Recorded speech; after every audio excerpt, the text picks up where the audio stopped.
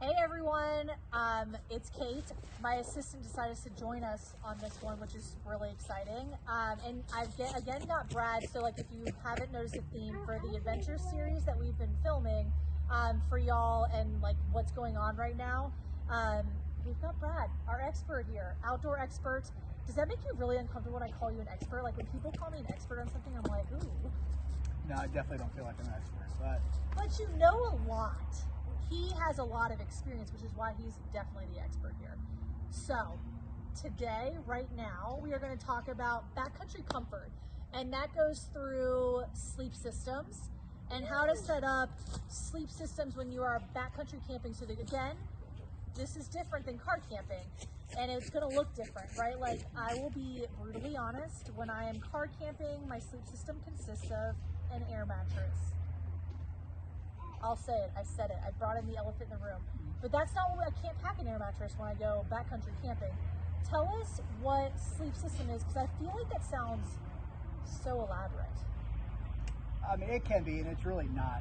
Really, a sleep system is every piece of gear that you would need to sleep. Okay. And possibly sleep comfortably. Yeah. Or warm. So a sleep system, obviously, is your sleep bag is number one. Okay, sleeping bag. A sleeping pad of some sort. Sleeping pad. And again, that could be a twin sleeping mattress or a queen sleeping mattress if you're car camping, like you stated. It could be a self-inflating pad, or a backpacking sleeping pad that's maybe a little more lightweight. Yep. And then is that like those foam ones? Or are you talking about it could be the foam ones. It could be the foam ones, or even more elaborate ones like the Climate. That you still have to inflate, but they're small and lightweight. We're going to talk about that in a minute. Mm-hmm. Okay. And then really, that's pretty much it. Now you could always add a couple different things, like we have here on the table. There's a pillow, an inflatable pillow. Y'all, it's inflatable, and it comes with, so you can open it up. I don't think I can take this. I can't take this off when it's inflated. But this is actually a pillowcase. Fancy. Mm-hmm. I love it so much. I have one of these too. It's my favorite. And Brad blew this up right before we filmed. What, 7 breaths? Yeah, it was about 7. Now it's been blown up before, so it's a little easier after the first time. But about 7. Yeah.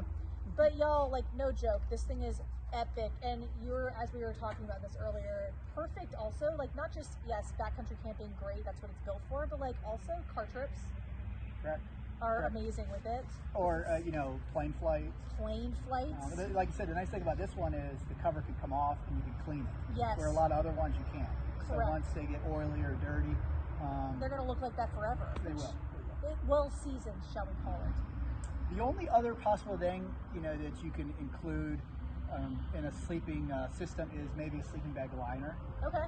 There are multiple functions. The main two are warmth. Yep. It adds warmth to your sleeping bag, and it helps your sleeping bag stay, clean. Especially a down sleeping bag is a little more elaborate to clean and stuff like that. You want to keep it clean for multiple uses. Totally. And we're actually working on developing one now, and it should be maybe available online in scout shops next year. So. I think I remember us talking about that actually at one point, but maybe. Okay, so sleep systems are not that elaborate. To recap, it's literally everything you need to sleep with, which when you are backcountry camping is not that much. We're going to talk about hammock sleep systems in a minute, but backcountry camping, you put it in a backpack, not that much. Again, like Brad said, your sleeping bag. Oh, let's talk about the sleeping pad, because that was your number 2 thing. There are lots out there, right? There's like the foam ones that kind of look, you know what those remind me of? They always remind me of remember when you were a little kid and you had like the fold up mattress that you would set on top for nap time? Yeah, exactly. I was like, do kids still have that nowadays? They're very similar to like a yoga mat. Yes. Yep. Or like but like one of the thicker Pilates yoga mats, I would say. Correct. And a lot of people even cut them down to 3/4 lengths. So it's not, because the idea is it's preventing, your body warmth leaving into the ground, because the ground, you're going to lose your body heat within the ground. Yep. So it creates that insulated barrier between you and the ground. So it doesn't have to be thick. Obviously, the thicker it is, the warmer you're going to be. Yep. A lot of people don't use it on your legs, so just your core. Yep.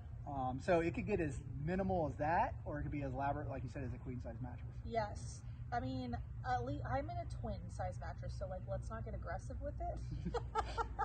But I mean, probably if I could bring a queen, I might. I'm 6 feet tall, so as we've talked about. Okay, so favorite pieces of sleep systems. Let's talk about sleeping bags. what is your favorite type of sleeping bag? And to give you all a real quick rundown, number one, if you haven't guessed it and haven't watched the other videos, I have lots of blogs out. And one of them is actually telling you how to pick the perfect sleeping bag for you. So those you can find all the types that we're about to talk about in a minute. But what is your favorite type of sleeping bag? And what's your favorite brand? Like, which one's your favorite? I would have to say, just like the sleep pads, my favorite brand would have to be Klymit again. Okay. One is I think it's a great value for the price. Sleep bags are one of your big three. When I say big three, your tent, sleeping bag, and backpack. When they're called big three because obviously size. They're going to be your three largest pieces of gear and usually price. Sleeping bags can get very expensive. I mean, easily you can get a sleeping bag, topping near $1,000, which is crazy. Obviously, we look for value, but yet set something that's very, durable, provides you that warmth that you're going to need. I think Klymit does that. They have technology that crosses the, in between down and synthetic to give you the warmth and lightweight ability that down gives you, but still, allowing you to give you that warmth, when it's even damp and stuff outside, like synthetic material. That's what I was going to say. I like the synthetic a lot of times because you can get it a little bit wet and it keeps its warmth well. Correct. Unlike, down won't. Yes, and reason being behind that is, and correct me if I'm wrong, but I feel like at this point after writing some of these blogs, I've done a lot of research, we've talked a lot about it, but it's how much air is between the stuff that's inside of it, right? So the more air that can be trapped in there, the warmer it is. And when down gets wet, it collapses, and synthetic tends to be able to hold its shape a little bit more. Is that right? That is exactly true. It works just like a down jacket, where like I said, the more loft you have is the gap. Loft. And it basically, the whole purpose of it is to trap your body warmth within inside of it. Yep. So if you're cold when you get in it, it's not going to provide a lot of That's features. right. I remember you talking to me about that, and you brought up a tip that if it's freezing cold and you're about to get into your sleeping bag, that if you do bicycles inside of your sleeping bag or run in place really fast for 30 seconds and then jump in, you actually are going to create more heat. It's kind of like turning on a little internal heater real quick and then sticking inside your sleeping bag. Exactly, using your body warmth to warm yourself. Yeah. And then it's just, you could do other things like obviously use your jet boil and warm water and put an algae bottom, put it underneath there, stuff like that. Now we're getting fancy. That could possibly, if you want to get real fancy, that could be considered as part of your sleep system. In theory. So let's talk about hammock sleeping systems, because you mentioned earlier those could be a little bit more elaborate, and they're really, I'm not going to call it new. It is not a new thing at all. It's more that I'm finding out about this and I'm intrigued by it. And I did a lot of research because I wrote a blog all about hammocks, and there's health benefits to actually sleeping in a hammock, which is so fun. And there's also the right way to hang in a hammock, which is diagonally a little bit. But you can set up a hammock. You don't just jump in one and say you're going to just sleep in it. There's a whole system, which again, there's a blog about it. We'll link to it. But there's a whole sleep system that goes with it. Tell us the pieces and parts that you could get into if you're man, if you want to sleep off the ground, this is how you do it. Oh, I put you on the spot now. Yeah. Yeah, it could, the hammock itself, in the hammock, camping could be, it could be costly. Yeah. It could be elaborate, but it doesn't have to be. It really matters on the season in which you're camping. Okay, yep. I wouldn't recommend hammock camping. It can be done with the right materials and product, but I wouldn't necessarily recommend it in, say, the winter months or even shoulder seasons, late fall, early spring, because it's harder to stay warm. Yeah, well, because you're off the ground, so you can trap. Again, if you've got a sleeping pad, we've got the Klymit actually has the insulated pad and the regular static pad. Obviously, the insulated is going to be warmer versus the other one. If you are off the ground, now you are not trapping anything on the ground. There's just air. So, of course, it's going to be colder, right? Correct. And, just like we talked about trapping your body heat into a sleeping bag, a tent kind of does that as well. Yeah. You'll know sometimes when you get in a tent, it feels 10 degrees warmer than outside. It's because it's, blocking that wind. Yep. And that wind chill off you. Obviously, like I said, when you're in a tent and that wind's blowing up underneath you, it could get pretty cold. Yep. There's some things to combat that. Obviously, going back here for a second, you obviously need your hammock and your straps. Yep.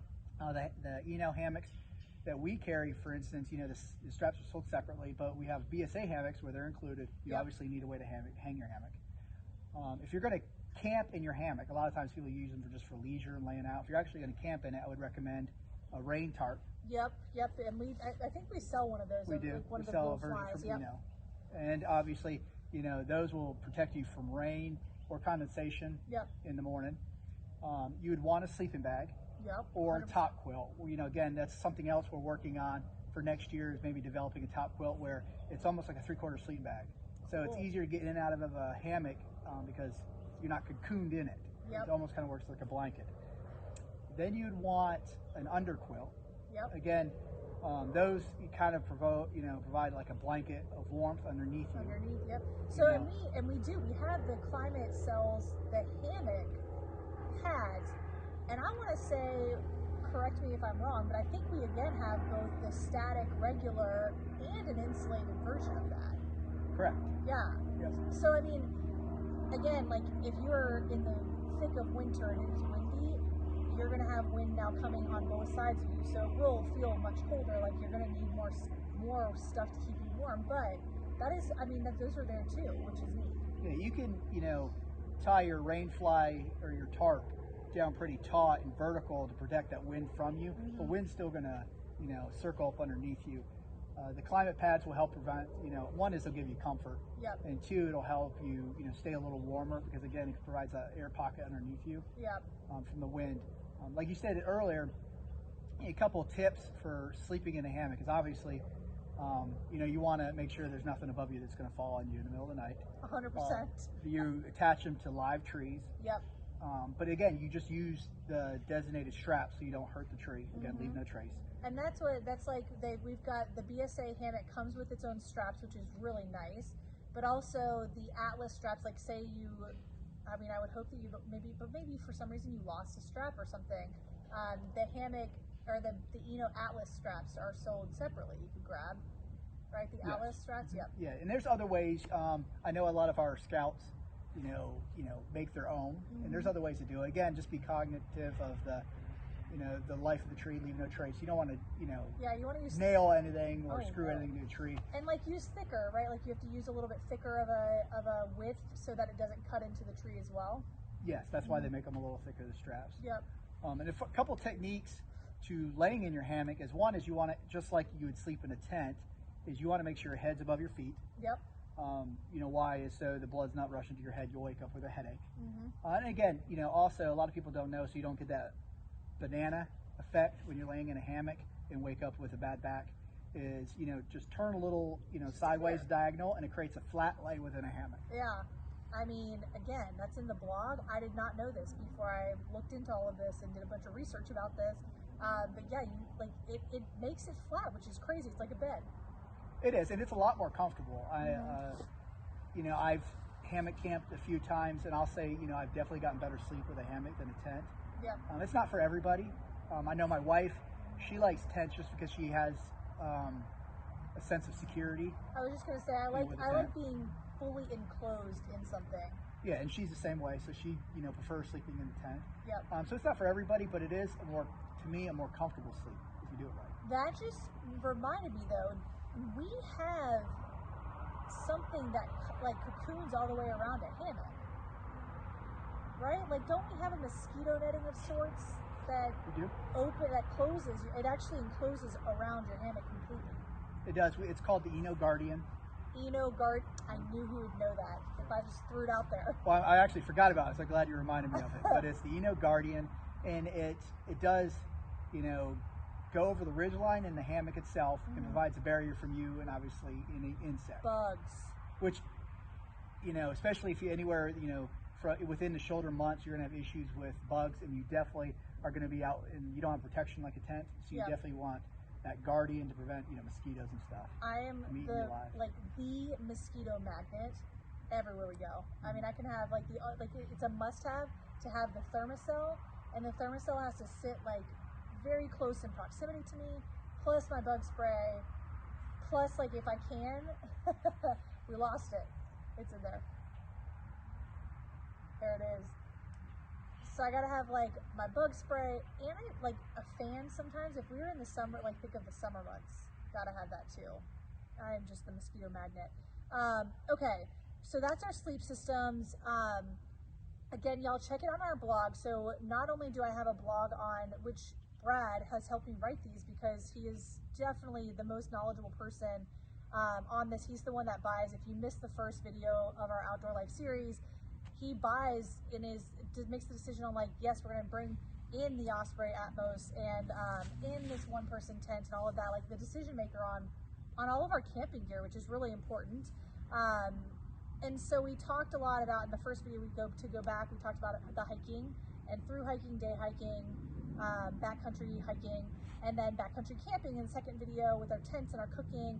And again, to wrap this up, our sleep systems and accessories, and how that looks different from right now, like car camping, to getting out and sleeping multiple days out in the woods.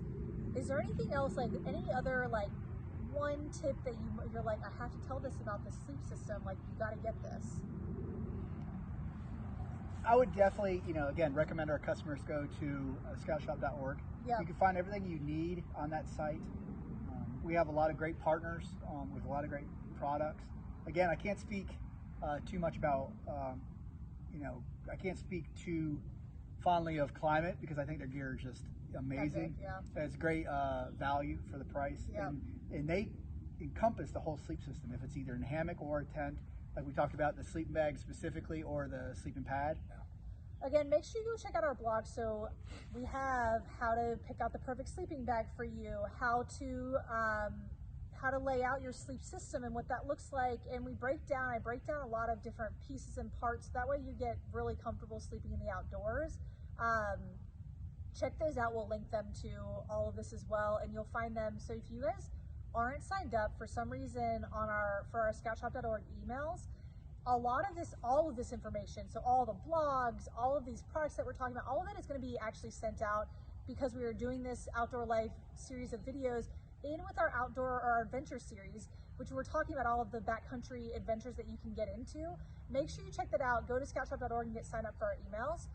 And that way you can see all these different blogs and it'll help you figure out exactly the gear you need, because the last thing we want, like as scouts, like one of the things we talk about is like, we don't overbuy stuff. We actually want to make sure that we just get the gear that we need and like there's no reason to go overboard on it. And so that's one of the things that we feel very strongly about.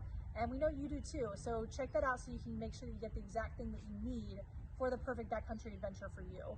And make sure you share those. Share those with us on Facebook, all your pictures, because right now things do look different, but you can still get outside and enjoy nature because we're not around anybody. Which I love. Thanks for tuning in. We're so glad to be able to chat with you about this. And Brad, thanks for your time, because I don't have any of the information that you have in your head, in my head, because you know about all this stuff. You literally lived this life and have done it for how many years? I would say, well, definitely over 20 years. A lot of years. So he's got the real life experience. So I'm really glad that you could join us. And get out there and get adventuring, y'all. See you soon. Bye.